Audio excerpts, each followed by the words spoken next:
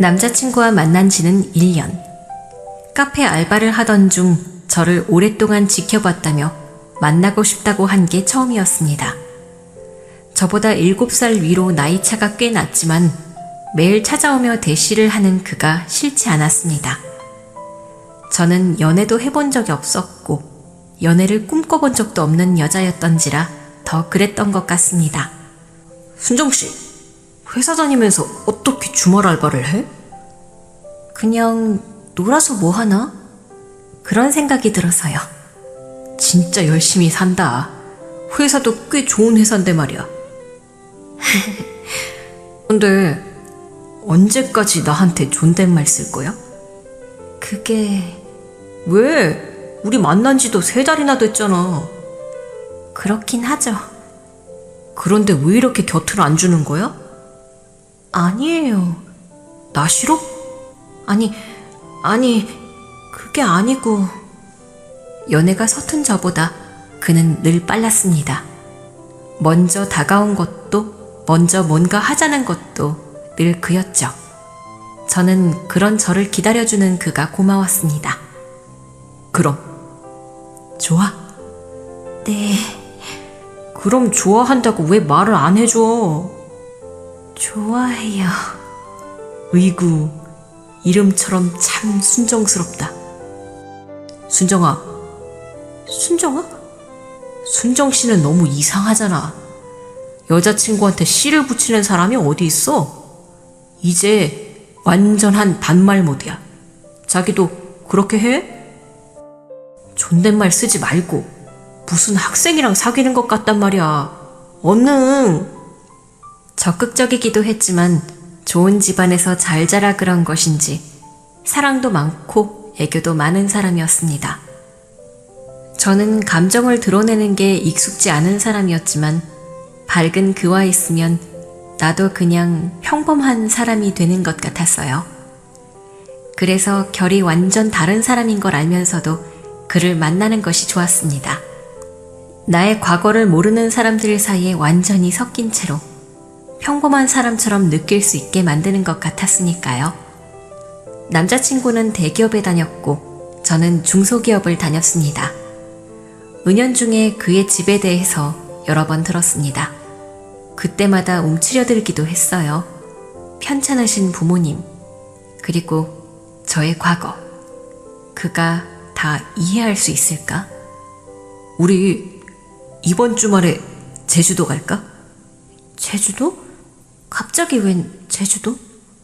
우리 사귄 지 반년이나 됐는데 여행 한번 간 적이 없잖아.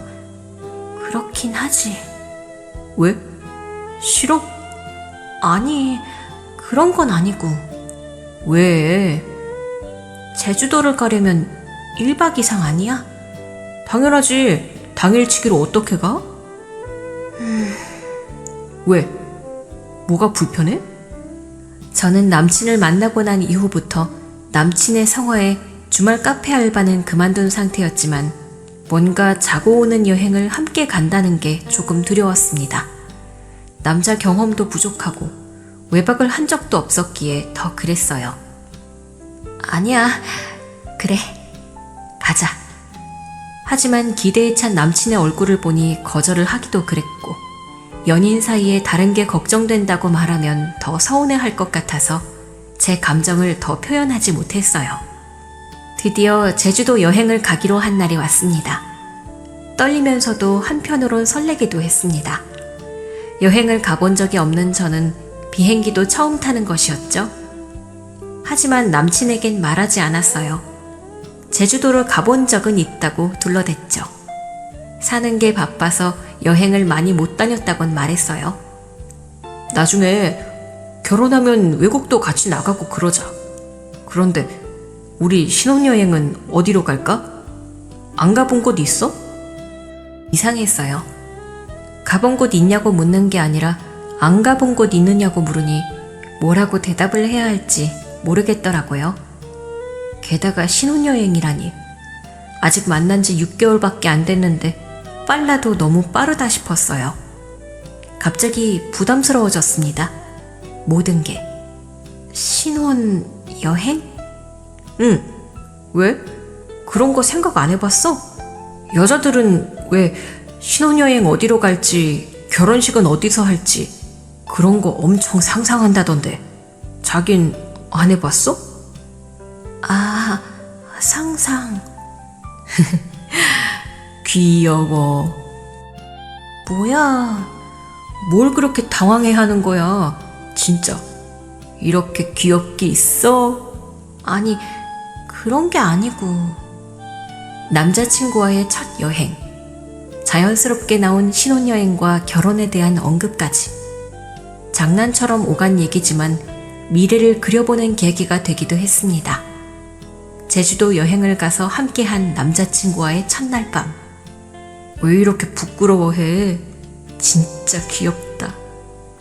나는 모든 게 처음이잖아. 당신이랑. 그래서 더 좋아. 어? 너한테 내가 모든 게 처음이라는 게 너무 좋아. 계속 내가 모든 게 처음이었으면 좋겠다. 무슨 소리야, 그게. 그러니까 우리 결혼하자. 자꾸 못 알아듣는 척 할 거야? 우리 오늘 첫날 밤도 보냈겠다. 다음 코스는 결혼인 거야. 너한테 모든 처음이 나였으면 좋겠어. 그리고 내가 마지막이 되길 바래. 안 그러면 나 너무 화나고 질투날 것 같단 말이야. 진상씨. 사랑해, 순정아. 그런데 우리 만난 지 이제 겨우 반년인데 결혼은 너무 성급한 거 아닐까? 아직 서로 알아가야 할 게 많잖아. 남친에게 다 털어놓지 못한 저의 과거. 그는 저를 다 이해해 줄까요? 저는 사실 아주 어릴 때부터 아버지가 부끄러웠습니다. 막노동을 하시다 건물 지지대에서 추락해 다리를 절게 되신 후 아버지는 폐지를 주우며 다니셨어요. 그게 제가 초등학교 4학년 때니까 동네에서 아버지를 마주치면 골목길 뒤로 숨거나 급하게 갈 곳이 있다며 마주치는 걸 피했어요. 한참 예민한 사춘기이기도 했고 주변 친구들은 다 평범한 집안이었거든요. 저는 생일 파티 한번 제대로 한 적 없었어요.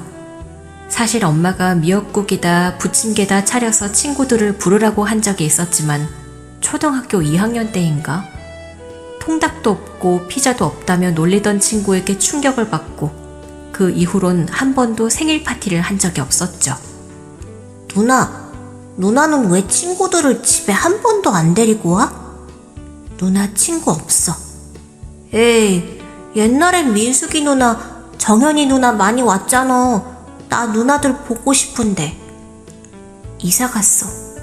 이사? 어디로? 미국. 우와, 미국? 멋있다. 뭐가 멋있어? 나는 나중에 커서 미국 가서 살 거야. 왜? 미국이 세상에서 제일 크지 않아? 나는 제일 큰 나라에서 살 거야. 아니야, 미국이 제일 안 커. 그래? 그래도 미국이 제일 잘 살지 않아? 그렇긴 하지. 나는 세상에서 제일 부자인 나라에서 부자가 될 거야. 우리 동생 꿈도 크네. 내가 성공하면 우리 엄마, 아빠, 누나 다 좋은 집에서 살게 해줄게. 제겐 동생이 하나 있어요. 남동생인데 동생은 제게 보물 같은 아이였어요. 저보다 3살 어렸는데 늘 똑똑하고 말도 예쁘게 하고 생긴 것도 부잣집 아들처럼 잘 생겼죠. 그래서 저는 어릴 때부터 동생을 데리고 동네에 나가는 걸 좋아했어요. 친구들도 동네 사람들도 동생을 데리고 나가면 다 몰려들어서 어쩜 이렇게 예쁘게 생겼냐고 했었거든요. 어린 마음에 부잣집 막내 아들 같이 생긴 동생이 저는 유일하게 자랑거리였던 것 같아요. 그래서 부족한 살림에도 저는 동생부터 챙겼어요. 제가 학교에서 공부를 배우고 오면 저는 동생부터 가르쳤어요. 저도 잘 모르는데 동생은 저보다도 금방금방 체득했어요. 궁금증도 호기심도 많은 아이였어요. 그래서 학교를 들어가기 전부터 한글도 떼고 편지도 쓰고 했어요. 초등학교 5학년 때 아빠는 폐지 줍는 일을 그만두셨어요. 다리가 더 안 좋아지셨거든요. 제때 치료를 받지 못한 게 화근이었죠. 아빠랑 엄마랑 구두 닦는 일을 하기로 했어. 구두?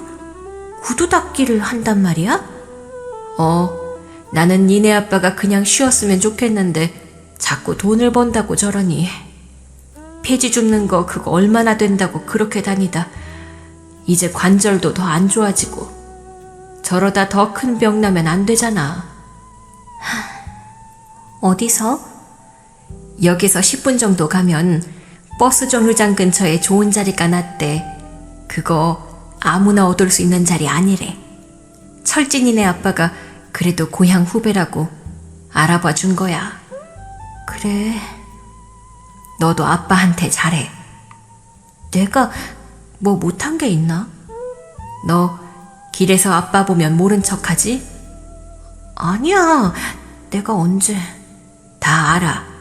너 아빠가 그거 얼마나 가슴 아파한 줄 알아? 너 처음 가졌을 때 아빠가 얼마나 기뻐했는데. 너 귀하게 키울 거라고, 돈 많이 벌어서 지하방 신세 면하게 하고 유학도 보낼 거라고. 그렇게 생고생하다가 다리 다친 거야. 너 아빠한테 잘해야 돼. 유학? 우리 형편에 유학이라니 큰 꿈 꾸셨네. 못돼가지고. 내가 뭐가 못됐어? 지금까지 배우고 싶은 학원 한 번 다닌 적도 없고 순호도 내가 다 보살피고 아빠가 나한테 해준 게 뭐야? 그래도 아빠한테 잘해야 돼. 아빠가 너를 얼마나 사랑하는데. 우리 큰딸 엄마도 늘 너한테 고마워하지. 엄마도 아빠도 가난하고 싶어서 가난한 건 아니잖아. 큰딸, 그래도 우리 네 식구 열심히 살다 보면 더 좋은 날이 올 거야. 엄마는 그렇게 믿어.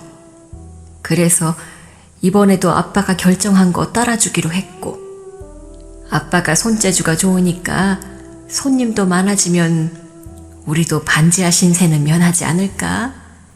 우리 딸 배우고 싶다는 미술도 배우고 그럼 좋을 텐데. 그런 날이 올까? 난 꿈이 없어, 엄마. 괜히 그런 꿈 꾸게 하지 마. 그땐 왜 그랬는지 모르겠습니다.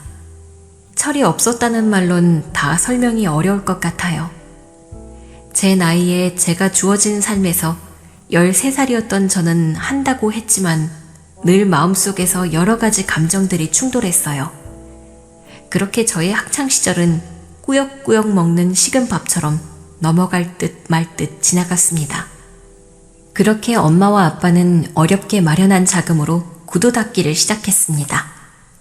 몇 년 괜찮았습니다. 엄마가 말했던 미술학원은 다니지 못했지만 열심히 하신 덕에 단골 손님도 늘었고 저희는 반지하 방에서 1층 방 2칸짜리로 이사도 갔지요.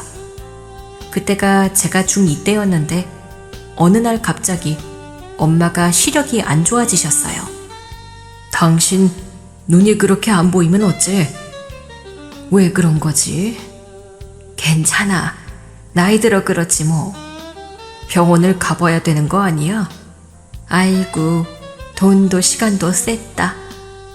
저는 부모님의 대화를 엿들으며 내심 걱정됐지만 또 다른 불행이 저희 집에 닥치는 게 두려워 먼저 알려고 하지 않았습니다. 그렇게 세월이 지나던 중 엄마는 눈이 점점 안 보이게 되셨고 더 이상 일을 할 수 없게 되었지요. 형체가 아예 안 보이는 건 아니었지만 나름 섬세하게 작업해야 하는 구두 수공 작업을 하며 자꾸 실수가 잦아졌습니다. 아니, 본드가 제대로 안 붙어서 몇 번 신자마자 다시 너덜너덜해졌잖아요. 아이고, 죄송해요, 손님. 제가 한다고 했는데 왜 그러지? 왜 그러냐니. 그럼 내가 고작 몇 분 아끼겠다고 내가 망가뜨린 신발을 다시 들고 왔다, 이 말이에요? 손님, 제가 다시 한번 봐드리겠습니다. 정말 죄송합니다. 됐어요. 한 사람은 다리가 불편하고 한 사람은 눈이 침침한가. 왜 저래? 참네. 결국 엄마는 손님들의 항의가 이어지자 일을 그만두게 되었습니다. 집은 더욱더 힘들어졌어요. 엄마는 사람의 형체는 보였지만 점점 더 눈이 안 보이게 되었고 살림도 제대로 할 수 없을 만큼 우울감까지 휩싸이셨죠. 그러던 중에도 동생은 학교에서도 인기도 많고 공부도 잘했습니다. 어려운 형편에 학원 한 번 다닌 적 없지만 전교 1등도 했어요. 학교 선생님들은 동생을 서울대에 보내야 한다며 부모님 상담을 요청하기도 했지만 다리가 불편한 아버지는 제 동생이 부끄러울까봐 학교 상담을 가지 않으셨고 어머니는 눈이 안 보이니 더 갈 수 없었습니다. 저는 대학을 가지 않고 근처 개인병원에 취직했습니다. 단순 전산 업무를 하며 카운터 일을 했어요. 저라도 일을 해서 살림해 볼 테니 그래도 조금은 숨통이 쉬어지는 기분이었습니다. 학교를 다닐 때도 빨리 돈을 벌고 싶었어요. 제대로 배운 게 없으니 취직처는 마땅치 않았고 어린 동생과 아픈 부모님까지 보살피려면 집에서 먼 회사는 다닐 수도 없었지요. 동생이 고3이 되고 동생의 담임 선생님이 집으로 찾아왔어요. 집에는 저와 엄마가 있었지만 엄마는 숨으셨어요. 당시 엄마의 우울 증세가 병적으로 치달았다는 걸 무지해서 몰랐습니다. 그냥 아프니까 히스테릭해졌구나 생각했을 뿐이었죠. 네가 순정이구나. 네, 안녕하세요. 엄마가 오늘 좀 편찮으셔서 너무 죄송해요. 아버지는 일 나가셨고요. 그래, 그래도 네가 다 컸으니까 너한테 얘기를 해도 되겠지? 네, 알다시피 순호가 엄청 머리가 좋아. 공부를 아주 잘해. 네, 그런데 순호가 집안 형편이 어려워서 본인은 대학을 안 가겠다는데? 아, 그건 말도 안 되죠. 그래, 순호 같은 인재가 나라에 큰 이바지를 해야 되는데 선생님도 너무 안타까워서 찾아온 거야. 네, 꼭 보낼 거예요. 순호는 지금 성적으로는 서울대도 가뿐해. 아, 그렇군요. 국립대니까 비교적 등록금도 저렴하고 순호 정도면 학교 들어가서도 장학금도 받으며 공부할 수 있을 거야. 그런데 순호가 극구 원서를 쓸 생각이 없다고 하니 누나인 네가 좀 설득을 해봐. 네, 당연히 보낼 거예요. 순호는 걱정 마세요, 선생님. 철이 일찍 든 동생은 전교에서 1등을 했지만 대학을 가지 않겠다는 겁니다. 저는 미치고 팔짝 뛸 노릇이었어요. 저는 못 배웠어도 공부 잘하는 동생은 꼭 성공시키고 싶었는데 말이죠. 너 왜 대학을 안 가겠다는 거야? 흥미 없어. 무슨 소리야 그게. 공부는 할 만큼 한 것 같아. 굳이 뭐? 이제 시작인데 무슨 공부를 할 만큼 해. 지금까지 한 게 아까워서라도 대학은 가야지. 대학이 뭐야. 너 정도면 대학원도 가고 하고 싶은 거 다 해도 돼. 하고 싶은 게 없다니까. 그럼 뭐 하고 살려고? 누나처럼 격리라도 할 거야? 네가?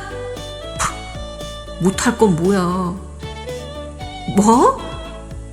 누나, 나 신경 쓰지 말고 누나 살 길 찾아. 나 못 믿어? 나 김순호야. 그래, 너 김순호. 세상에서 제일 똑똑한 내 동생. 누나가 어떻게든 뒷바라지 할 거니까 대학은 가자, 제발. 넌 우리 집 기둥이야. 너만 보고 산 누나가 있는데 네가 네 인생을 포기하면 어떡해. 포기? 나 포기 안 했어, 누나. 내가 왜 내 인생을 포기해? 잘 살 수 있어, 난 나대로. 그러니까 누나도 이제 집 걱정 말고 누나 인생 살아. 연애도 하고 결혼도 하고 미래를 그리며 살란 말이야. 됐고, 너 무조건 대학 가야 돼. 그것도 서울대. 이후에도 동생은 완고하게 대학을 가지 않겠다고 버텼지만 저는 담임 선생님과 의기투합해 동생의 대학 원서를 썼고 워낙 공부를 잘하고 내신도 수능도 다 1등급이던 동생은 무난히 서울대에 들어갔습니다. 동생은 대학도 못 간 채 자신의 뒷바라지를 하는 저를 안쓰럽게 여겨 용돈은커녕 과외를 여러 개 띄며 오히려 생활비를 보탰습니다. 제발 공부나 해. 무슨 서울대 학생이 공부는 안 하고 남 공부만 가르치냐? 난 천재니까 걱정 하덜덜 마쇼. 나의 재능을 썩히기 아까워서 하는 것 뿐이니까. 으이구, 말은 잘해 정말. 동생은 늘 자신감이 넘치는 아이였습니다. 정말 이 애가 천재인가 싶을 정도로 한 번 본 건 잊지 않았고 모든 면에서 뛰어났죠. 나중엔 과외쌤으로 유명세를 타기 시작하면서 제 동생에게 과외를 받고 싶어하는 사람들이 예약을 하기에 이르렀습니다. 어느 날 동생이 저를 불렀어요. 누나, 나 유학 가려고 해. 유학? 유학비는 걱정 말어. 나 지금까지 과외하며 돈 왕창 벌었잖아. 에이, 그게 얼마나 된다고. 어라? 나 무시해? 장난 아니야. 그동안 재테크도 좀 했고. 재테크? 네가 무슨 재테크를 해. 누나 동생 천재인 거 몰라? 암튼 아버지 어머니 좀 잘 부탁해. 나 몇 년만 다녀올게. 네가 알아서 잘 하겠지만 그래도 걱정된다. 잘 다니던 학교를 그만두고 유학이라니. 미국에 있는 대학 다닐 거야. 하버드. 와, 하버드? 두고 봐, 누나. 내가 성공해서 꼭 누나도 아버지 어머니도 행복하게 해줄게. 기다려. 순호야. 그렇게 동생이 떠난 지 3년. 동생은 처음 말했던 것보다 더 소식도 없었고 돌아오지도 않았습니다. 저희 가족은 그렇게 또 각자의 삶에 치여 살아가기 바빴습니다. 가끔 동생이 돈을 붙여주었는데 받지 않으려고 해도 붙여버리니 어쩔 수가 없었지요.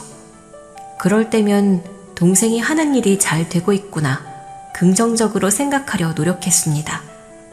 저는 27살에 대학에 들어갔어요. 틈틈이 공부도 했지만 재수가 좋아서 서울에 있는 명문여대에 들어갔지요. 그리고 중소기업에 들어간 지 얼마 안 돼 지금의 남자친구를 카페에서 만나게 된 겁니다. 그런데 자기야, 자기 아버지는 많이 편찮으셔? 그때 아프다고 했잖아. 내가 어릴 때 사고를 당했는데 지금은 그래도 많이 좋아지셨어. 그래? 어디가 안 좋은 건데? 다리가 좀 불편하셔. 왜? 싫어? 아니, 내가 싫을 게 뭐가 있어. 걱정돼서 그렇지. 그런데 동생은 외국에 갔다며. 언제 와? 공부하러 갔거든. 그리고 사업체를 차렸는데 잘 되나 봐. 와, 공부를 되게 잘했나 봐. 응, 서울대 다니다 갔으니까. 역시 자기네 집은 다 머리가 좋은가 봐. 자기도 명문여대 나왔잖아. 우리 집에 인사하러 가자. 다음 달에. 갑자기? 자기는 아직 한창인지 몰라도 나는 아니야. 왜 이러셔? 나랑 결혼하기 싫어? 아니, 그렇다기보다 그때도 말했지만 우리 만난 지 그렇게 오래되진 않았잖아. 사랑이 중요하지. 기간이 뭐가 중요해? 난 그렇게 생각하는데? 내가 자기한테 모자란 남자 같아? 그건 아니지. 과분해. 내가 뭐 과분해. 우리 아버지는 자수성가한 사람이라 가방끈에 대한 집착이 있긴 하지만 그래도 좋은 분이시고 엄마도 그래. 그리고 난 외동아들이잖아. 그래서 이제 장가만 잘 가면 만사 오케이라고 여기셔. 빨리 손주도 보고 싶대. 그런데 궁금한 게 있는데. 뭔데? 진상씨 정도면 나보다 더 좋은 여자 많이 만날 수 있었을 텐데 그런 생각이 들어서. 에이, 사랑이 중요하다니까, 나는? 그래도 어머니 아버지도 좋으시고 잘 자랐고 좋은 대학 나와서 대기업 다니잖아. 진상 씨 정도면 더 좋은 조건의 여자 만날 수 있지 않아? 자기가 어때서? 자기 집도 강남이잖아. 당시 남동생이 미국 대학을 다니면서 벤처기업을 창업해 성공했던 터였습니다. 그래서 저희 집은 갑자기 동생이 집을 마련해 주어서 강남의 큰 아파트로 이사를 가게 되었어요. 그게 남자친구를 만나고 얼마 안 있어서였죠. 연애 초기 몇 번 집을 데려다 준다기에 집 앞까지 간 적이 있었는데 그때 저희 집이 굉장히 부자였다고 생각했나 싶었습니다. 진상씨, 우리 집은 그렇게 잘 살지 않아. 에이, 그 아파트 시세가 얼만데? 내가 빠싹해, 그런 건. 뭘 그런 걸 쑥스러워해? 자기는 진짜 겸손하기까지 하다. 완벽 그 자체야. 아니, 진짜야. 그렇게 부자 아니야. 내 것도 아닐 뿐더러. 응? 그럼 누구 건데? 아니, 뭐 부모님 명의로 돼 있다는 거지. 내 건 아니지. 아, 그런 얘기구나. 뭔가 단단히 오해를 하고 있구나 싶었지만 설마 그가 저희 집이 부자라고 착각해서 나를 만나는 건 아니라고, 절대 아닐 거라고 생각했습니다. 그 아파트 한 채로 그렇게 볼 수는 없는 일이니까요. 은연중에 그는 자기 집이 장사로 자수성가한 집이고 강남의 집도 여러 채에 외동아들이라 다 물려받을 거라고 말한 적도 있거든요. 그렇게 부잣집 아들이 제가 강남에 산다는 이유로 저를 택할 거라고는 생각하지 않기도 했죠. 상식적으로. 이번 달 말에 약속 잡을 거야. 다음 달이라며. 기억은 하나 봐? 자꾸 딴 생각하는 것처럼 먼 산 보고 있으니까 그러지. 미안, 그런 건 아니었는데 결혼이라는 걸 생각해 본 적이 없어서 당황스러워서 그렇지. 자기 싫어서 그런 건 아니고. 부모님한테 내 얘기 했어? 응, 빨리 보고 싶으시대. 기대가 크셔. 기대? 무슨... 암튼 예쁘게 입고 와. 우리 엄마는 청순한 스타일을 좋아하시거든. 이럴 게 아니지. 내가 옷 사줄게. 같이 가보자. 안 그래도 되는데 내가 알아서 갖춰 입고 가지 뭐. 어허, 예비 신랑 되는 사람이 옷을 사주겠다는데 거절하면 쓰나? 가자. 응? 남친은 뭐가 신났는지 잘 하지 않던 짓도 서슴없이 했습니다. 지금껏 만나며 딱히 선물을 해준 적은 없었는데 예비 시댁에 인사드리러 갈 때 입을 옷을 사주겠다며 백화점을 끌고 갔어요. 이 사람이 진짜 나를 사랑하나 보다, 나를 놓치고 싶지 않나 보다 생각이 들기도 했습니다. 저는 학교 다닐 때도 친구가 별로 없었기 때문에 이런 얘기를 스스럼없이 할 사람도 없고 그런 감정조차 주변에서 들은 적이 없어서 모든 게 어려웠어요. 눈이 잘 안 보이는 엄마, 다리를 저는 아버지, 여전히 구두 닦기를 하는 아버지와 살고 있다는 얘기를 남자친구에게 하지 못했는데 말이죠. 이 결혼이 과연 성사될 수 있을까요? 내가 부모님 얘기를 구체적으로 하지 않은 게 남자친구를 속인 게 되는 걸까요? 저는 마음속으로 하느님께 계속 물었습니다. 그리고 한 달쯤 지나 남자친구 집에 인사를 드리러 가게 되었어요. 어머, 어서 와요. 얘기 많이 들었어요. 안녕하세요, 어머니. 김순정이라고 합니다. 처음 뵙겠습니다. 아이고, 얼굴도 이쁘네. 곱다. 감사합니다. 안녕하세요, 아버님. 우리 순정이 이쁘지? 무슨 그런 말을 해. 왜 어때서? 어서 들어와. 내가 아줌마 시켜서 좋아한다는 갈비찜도 만들고 잡채도 만들라고 했어요. 어서 먹어봐요. 우와, 맛있겠다. 처음 보는 남자친구의 부모님은 얘기를 들었던 것 이상으로 좋은 분들 같았습니다. 저도 그간 했던 근심이 싹 내려가는 기분을 느끼면서 마음이 편해졌어요. 준비해주신 식사를 맛있게 하고 어머니가 준비해주신 다과를 하던 참이었어요. 그런데 말이야. 네? 내 정신 좀 봐라. 말 좀 놔도 되지? 네. 그럼요, 어머니. 어머니라고는 안 해도 돼. 사람 일 어떻게 될 줄 알고. 엄마는 무슨 그런 말을 해. 그럼 아줌마라고 하나? 참네. 아니, 니네 엄마 말이 맞지. 오늘 한번 보고 어떻게 안다고 어머니, 아버지야. 그냥 편하게 행동하되 호칭은 주의하면 좋을 것 같은데. 뭐 그렇게 심각한 표정을 지을 필요는 없고. 그런데 말이지, 내가 궁금한 게 있었어, 전부터. 어떤... 강남 산다며? 원래는 어디 사람이야? 원래 강남 출신인가?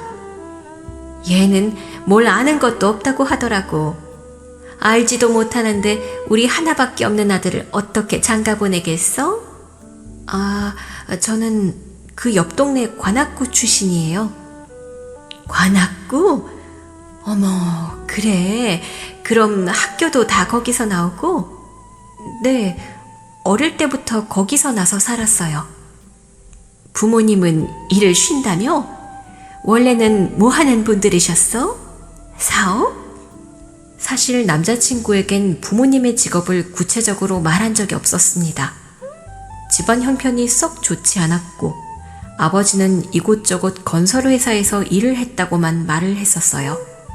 숨기려던 건 아니었고 첫 연애에다 우리 사이가 이렇게 급진전할 줄 몰랐기 때문에 더 말하지 않았던 것도 있었고요. 그런데 남자친구 어머니와 얘기를 나누다 보니 내가 그에게 그리고 우리가 서로에 대해 알고 있는 게 참 없었구나 다시 느꼈지요. 그리고 이게 우리 결혼의 고비가 되겠구나 직감했습니다. 건설회사 다니셨대. 뭘 그렇게 꼬치꼬치 물어. 지금 잘 살면 되지. 지금 은퇴하셔서 좋은 집에서 돈 안 벌고도 잘 사시는데 우리한테 뭐 집이라도 해달라고 할까봐? 사돈댁을 잘 얻어야 돼. 우리 집에 잘 살고 남의 집 수준 그렇게 따지는 건 아니지만 말이다. 아휴, 말도 마. 나 동창 중에 사돈집이 갑자기 사업이 망해서 돈 빌려달라고 한대잖아. 이혼을 시키면 시켰지. 그럴 수 없다고 바리바리 날뛰더라니까. 아버지도 참 우리 순정이네는 그럴 리가 없다니까요. 순간 이 대화가 이게 뭔가 싶었습니다. 내가 이 자리에 맞나 싶었어요. 저는 더 이상 그 분위기를 맞추지 못하고 몇 분 더 있다가 자리에서 일어났습니다. 왜? 벌써 가게? 왜? 어디 불편하니? 아니요. 식사 충분히 맛있게 해서 오늘은 이만 들어가 보려고요. 다음번에 또 초대해 주시면 더 오래 함께하고 싶어요. 오늘 너무 즐거웠습니다. 얼굴색이 별로 안 좋은데 어디 아픈 건 아니지? 아니야, 전혀. 너무 맛있고 즐거웠습니다. 다음에 또 뵙겠습니다. 저는 그 집에서 나와 여러 가지 생각이 들었습니다. 과연 이 가족과 내가 한 가족이 될 수 있을까? 내가 살아온 삶이 전부 다 부정당할 수도 있고 나의 가족이 내가 아닌 다른 사람들에게 무시당할 수도 있는데 나는 과연 그 상황을 견딜 수 있을까? 자신이 없었습니다. 그래서 그에게 전화를 걸었고 그는 헤어지자는 제 말에 기겁을 해서 집 앞으로 찾아왔습니다. 그게 무슨 말이야? 갑자기 어제까진 그런 기미도 없었잖아. 기미라니. 맞잖아. 어제 뭐 기분 나빴어? 내가 뭐 실수라도 한 거야? 아니야. 그냥 우리가 잘 안 맞다고 생각했어. 지금까지 함께한 기억들을 좋게 기억하기 위해서라도 지금 헤어지는 게 맞다고 생각했어. 난 못 헤어져. 지금까지 좋았던 기억들을 앞으로도 좋게 가져갈 수 있고 영원할 수 있는데 왜 그걸 지금 우리가 끊어내야 돼? 그렇게 추상적인 말들 늘어놓지 말고 말해봐. 내가 뭘 잘못했는지. 잘못했다고 하면 고쳐볼게. 네가 원하는 대로. 자기가 잘못한 거 없어. 나한테 왜 그렇게까지 해? 나는 너랑 헤어질 수가 없는데 네가 갑자기 나랑 헤어지겠다고 하니까 나는 세상이 무너지는 기분이야. 너무 무책임한 거 아니야? 우리 집까지 인사하러 왔을 땐 너도 생각이 있어서였을 거 아니야. 그런데 이제 와서 헌신짝거리듯 헤어지자니 내가 이걸 어떻게 받아들일 수가 있어? 헌신짝이라니 무슨 말을 그렇게 해. 우리 엄마가 집 얘기 꺼내서 그래? 우리 엄마가 처음에는 그래도 한 번 친해지면 뒤끝없이 내 사람으로 챙기는 게 있어. 우리 가족이 될 거라고 생각하니까 좀 더 신중했을 뿐이지 나쁜 사람 아니야. 순정아, 제발 헤어지자는 말은 하지 마. 내가 결혼하면 너희 가족한테도 잘하고 우리 부모님도 너한테 더 잘할게. 가운데서 잘할게. 제발 헤어지자는 말은 다시 하지 말자. 남자친구는 결국 그 자리에 쭈그리고 앉아 눈물까지 보였습니다. 진상씨, 나한테 정말 왜 이렇게까지 해. 일어나, 얼른. 내가 뭐라고 남자가 그렇게 길바닥에 쭈그리고 앉아서 울기까지 하는 거야. 안 헤어진다고 하면 일어날 거야. 왜 그래, 정말. 일어나라고. 사람들 쳐다본다. 하나도 안 부끄러워. 지금 내가 너랑 헤어지게 생겼는데 남들 시선이 뭐가 중요해? 빨리 헤어진다는 말 거둬. 다신 안 한다고 약속하고. 알았어. 알았으니까 얼른 일어나. 이 바보야. 진짜 이게 뭐야. 사람들 다 보는데 남자가. 얼른 털어. 무릎에 먼지 다 붙었잖아. 진짜지? 안 헤어질 거지? 그리고 앞으로 이런 말 다시는 안 할 거지? 알았다니까. 그 대소동을 한바탕 하고 저는 오히려 남친에 대한 마음이 전보다 더 강해졌다고 해야 할까요? 사실 좋아하는 건가, 이게 좋아하는 감정인가 갸웃할 때도 많았는데 이상하게 그날 이후로 남친을 더 좋아하게 된 것 같았습니다. 한동안 남친은 저에게 정말 잘했습니다. 그리고 결혼도 서두르지 않겠다며 제 눈치를 보았죠. 나는 너만 있으면 되니까 사실 양가 부모가 뭐가 중요해? 결혼식은 우리 마음만 안 변하면 언제든 하면 되는 거잖아. 진상씨, 갑자기 왜 이렇게 변했어? 그렇게 서두르더니. 웃긴다. 아휴, 말도 마. 내가 너랑 헤어지는 게 얼마나 무서운 일이라는 걸 깨달았는지 알아? 왜 그래, 정말. 입술에 하얀 거품을 잔뜩 묻히고 해맑게 웃는 그를 보니 이렇게 순수하게 나를 사랑해주는데 결혼해도 되겠다는 생각이 들었습니다. 부모님이 조금 별나 보이시고 우리 집 수준과 안 맞게 부유하다는 게 가슴 한편에 걸렸지만 남친의 결기를 보니 모든 장애물을 이겨낼 수 있지 않을까 생각했습니다. 그렇게 몇 달을 더 우리는 결혼 얘기는 없이 연애를 이어갔습니다. 전보다 더 다정하고 혼신을 다해 사랑을 느끼게 해주는 그와 함께하며 저는 행복했어요. 이전에 느낀 연애 감정은 아무것도 아닌 것처럼 느껴질 정도로 그 사람을 의지하게 되었습니다. 순정아, 우리 회사 말이야. 회사에 무슨 일 있어? 나 회사 그만두고 다른 곳으로 가려고. 왜? 대기업인데. 그리고 잘 다니고 있었잖아. 이번에 새로 생긴 벤처인데 엄청 조건이 좋더라고. 친구가 먼저 입사했는데 스카웃 제의가 들어왔어. 그래?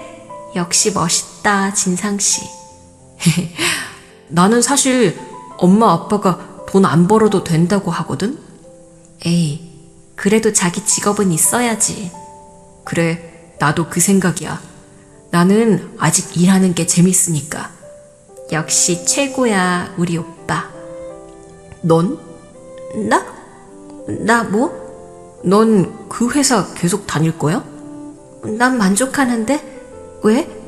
아니, 나는 네가 공부를 더 하거나 더 큰 회사로 이직하는 게 좋지 않을까 싶어서. 왜 갑자기? 그냥 우리 집 사회적 지위도 있고 하니까. 뭐? 또 예민하게 받아들이지 말고. 그냥 너도 이제 나랑 결혼하면 사실 일은 안 해도 되지만 말이야. 결혼 전까지 돈도 더 많이 받고 너의 사회적 커리어도 더 높이면 서로 윈윈 아니야? 그런 의미니까 또 예민하게 받아들이진 말어. 나는 지금 우리 회사 마음에 들고 사람들도 좋고 나쁘지 않은데. 전부터 느낀 건데 순정아. 너도 부모님이 부유하니까 부족함이 없어서 그런 건가 싶기도 한데 사람은 욕망이 있어야 돼. 재벌 회장들이 자기가 재벌이라고 일 안 해? 남들보다 더 하잖아. 그런 마음이 있어야 되는 거야. 더 위로 올라갈 스스로 커리어를 쌓고. 진상씨, 나는 그런 욕망도 존중하지만 내 욕망이 현재를 평범하게 무탈하게 소시민으로 잘 살아가는 거야. 그게 내 욕망이야. 소시민? 그냥 평범한 가정 이뤄서 평범하게 아이 낳고 내 가정 꾸려서 알뜰살뜰 잘 살아가고 그런 소박한 행복을 느끼는 게 내 꿈이야. 와, 소시민이라는 말 정치인들 외에 직접 하는 일반인은 처음 본다.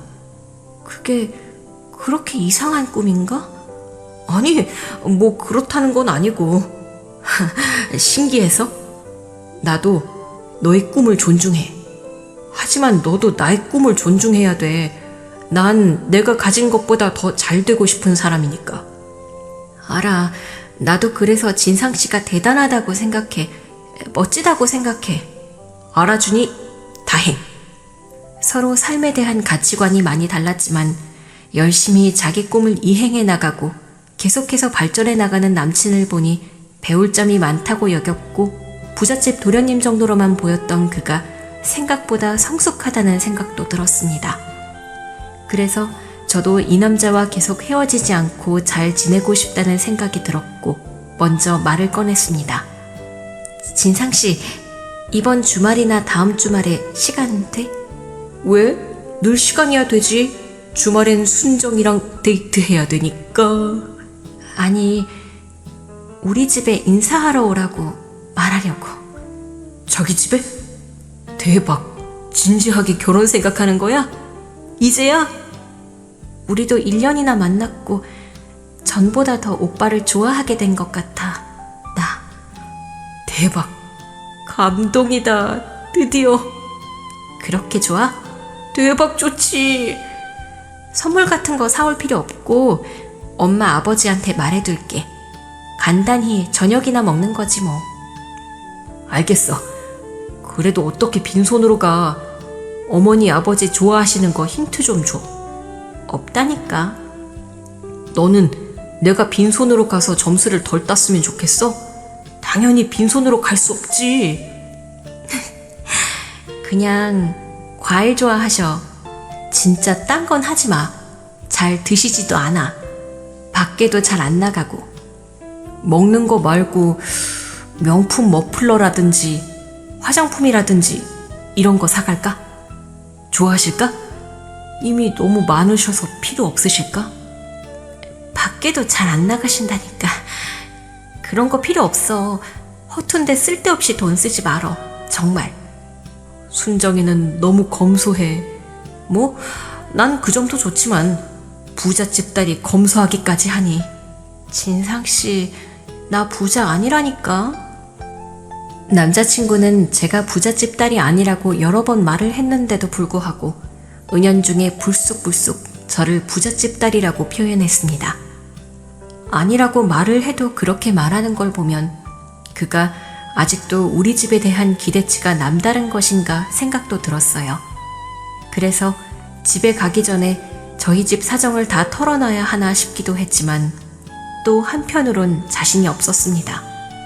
그래, 아버지가 다리가 불편한 건 말했고 어머니도 몸이 성치는 않다고 했으니까 문제가 될 건 없겠지. 난 한 번도 잘 산다고 말한 적이 없으니까. 그리고 그때만 해도 저는 이 남자가 저를 완전히 사랑한다고 여겼기 때문에 혹시나 자신이 생각한 것과 다른 제 과거를 본다고 해도 이해해 줄 거라고 생각했습니다. 우리 집에 인사하러 오기로 한 날, 저는 설레는 마음과 다소 긴장한 마음으로 그를 기다렸습니다. 그런데 오기로 한 시간이 20분이나 지났는데 남자친구가 오지 않았습니다. 무슨 일 있는 거 아니니? 아니야, 오겠지. 아직 20분밖에 안 지났잖아. 전화도 안 된다며. 사고 난 거 아니야? 오다가? 엄마는 무슨 그런 소리를 해. 아닐 거야. 걱정되니 하는 소리지. 진짜 사람 일 모르잖아. 무슨... 그때 초인종이 울렸습니다. 봐봐. 그럴 일 없댔지? 문을 열자 남자친구가 땀을 뻘뻘 흘리며 서 있었어요.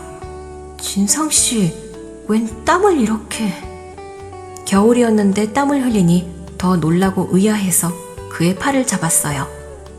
무슨 일 있어? 어디에 있었어? 왜 이래? 아니, 오다가 좀 정신이 없었어. 정신? 아니, 별일 없었어.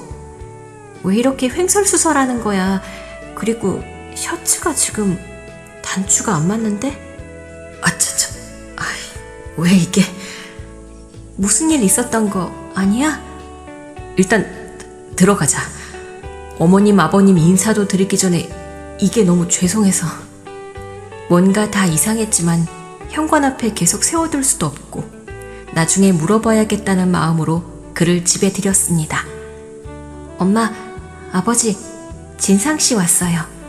아이고, 어서 와요. 순정이 엄마예요. 어서 오세요. 반가워요. 그런데 얼굴색이 많이 안 좋은데. 그래요? 그러니까 당신은 잘 안 보이지? 나는... 아이고, 무슨 사고라도 났었나요? 아닙니다. 아닙니다. 그런데 어디 편찮으세요? 진상씨, 내가 말했었잖아. 엄마도 몸이 썩 좋지 않으시다고. 아니, 내가... 그게... 눈이 잘 안 보여요. 완전히 안 보이는 건 아니고 잘 안 보여요. 뚜렷하게는 잘 안 보이지만 그래도 아예 혼자 생활을 못할 정도는 아니거든요. 염려 안 해도 돼요. 눈이 안 보이신다고요? 그런 말은 없었잖아.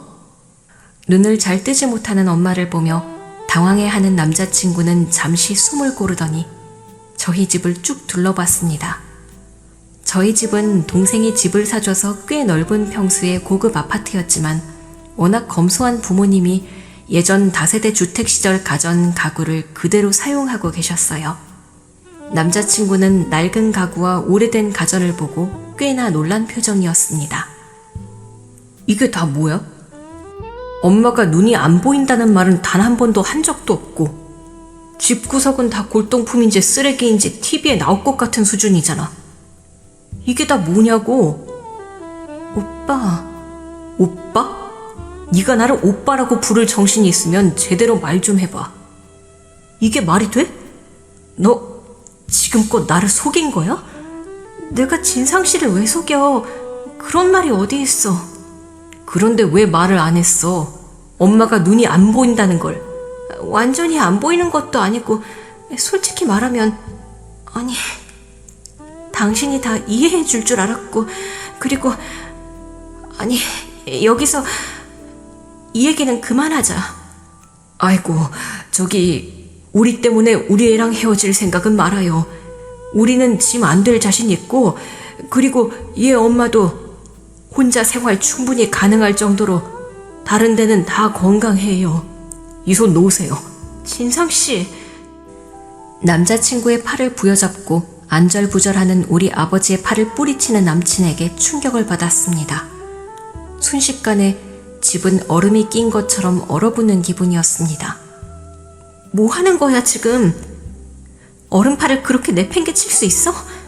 안 그래도 다리도 불편하신데. 그러니까 이 정도 수준이면 미리 말을 했어야지. 나를 감쪽같이 속여놓고 당당한 너랑 네 집구석에도 놀라운 거 아니야? 이 정도면 사기야, 이 여자야. 이 여자? 말 다 했어? 이게 뭐가 사기야, 뭐가? 나를 사랑한다며. 내 집안이든 배경이든 내가 부족해도 아무것도 문제될 게 없다며. 너무 쓰라린 배신감에 울부짖으며 그에게 소리쳤습니다. 이 정도인 줄은 몰랐지. 그리고 이런 아파트에 살면서 이런 가정가구가 말이 돼? 너 또 속인 게 뭐야? 우리 아빠 구두 닦기 일 하셔. 그것도 문제야? 뭐? 완전 사기꾼이네. 건설 일 했다며. 건설업체에서 일한 것도 맞고 막노동도 했으니까 거짓말 아니고 구두 닦는 일 얘기 안 한 게 그렇게 문제야? 문제인데? 뭐 이런 집구석에 감히 나를. 내가 어떤 집안 사람이든 상관없다고 했었잖아. 그리고 난 집안 형편 안 좋다고도 계속 말했었어. 그런데 어떻게 사람 면전에 대고 이렇게 말할 수가 있어? 됐고, 나는 아까 걔나 만나러 가야겠다. 걔? 내 목에 난 거 안 보여? 그게 뭔데? 내가 이 한겨울에 휙휙거리며 삐뚤어진 셔츠 입고 왔겠냐? 잘 생각해봐.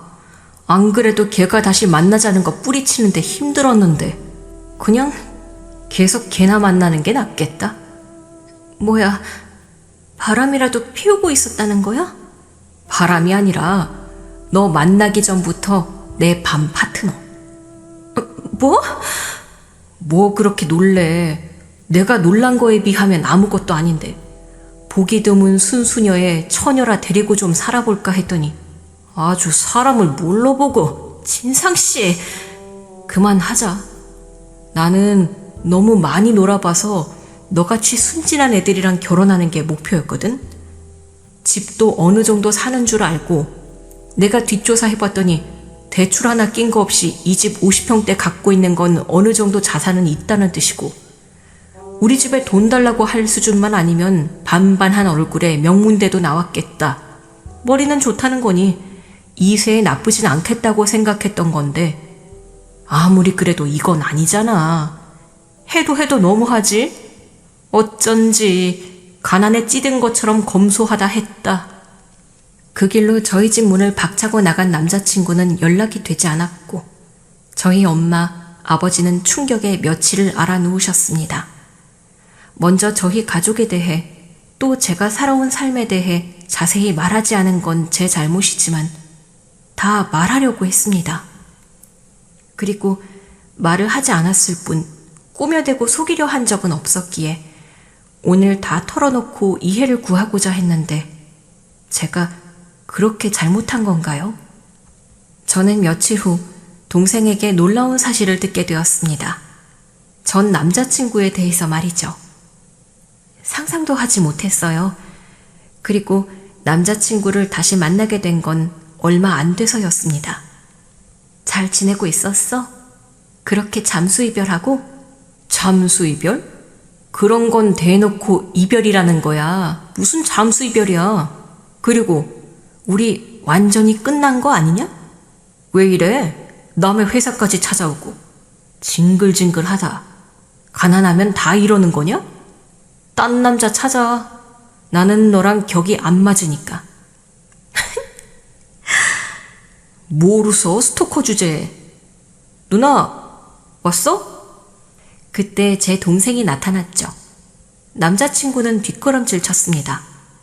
너무 놀랐나 봐요.